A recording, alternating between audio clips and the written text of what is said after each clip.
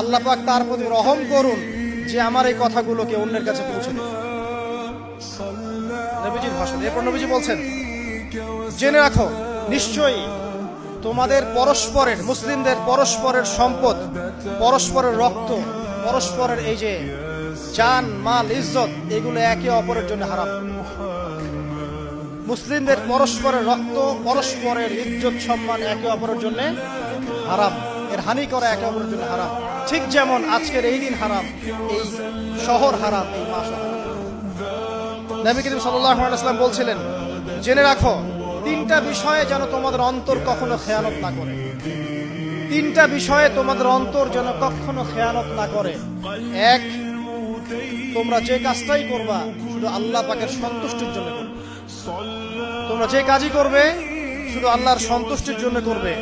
তোমাদের শাসক বর্গের কল্যাণ কামনা করবে।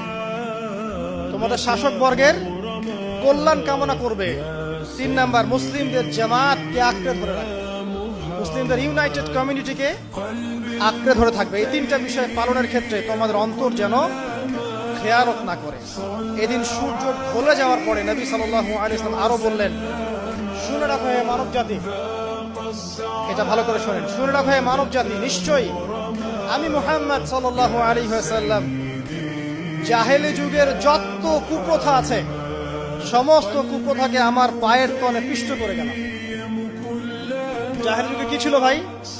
শিরিক ছিল, সুদ ছিল, মাদক ছিল, নারীর অবমাননা ছিল, কন্যা সন্তানকে দাফন করা হতো, রক্তক্ষয়ী, হানাহানি, মারামারি, কাটাকাটি ছিল। এগুলো সবকিছুকে আমি আমার পায়ের তলে দাফন করে গেলাম। এটা কি দাফন হয়েছে? তিনি বলছেন, নিশ্চয়ই আমি জাহেলি যুগের সুদকে আমার পায়ের তলে পিষ্ট করে যাচ্ছি।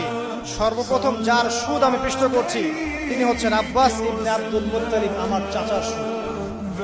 নিজের পরিবার থেকে দৃষ্টান্ত স্থাপন করলেন। তিনি আরো বললেন, হে উপস্থিত জনগণ, তোমরা মেয়েদের ব্যাপারে সতর্ক থাকবে এবং তোমাদের স্ত্রীদের ব্যাপারে সতর্ক থাকবে, তাদের হকের ব্যাপারে সতর্ক থাকবে, কেননা তোমরা তাদেরকে আল্লাহর কালিমার মাধ্যমে হালাল করে নিয়েছো। অতএব তাদের ব্যাপারে তোমরা সতর্ক থাকবে। তোমাদের উপর তাদের হক হচ্ছে তোমরা যা খাবে, যা পরবে, তাদেরকেও তাই খাওয়াবে, তাই পরাবে। আর তাদের উপর তোমাদের হক হচ্ছে তারা তোমাদের বিছানায় এমন কাউকে আসতে দিবে না যাদেরকে তোমরা অপছন্দ করো।